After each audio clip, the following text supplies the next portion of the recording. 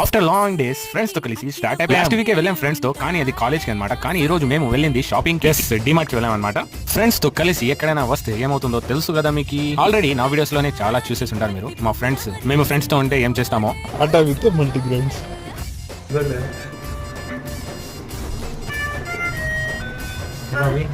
First floor.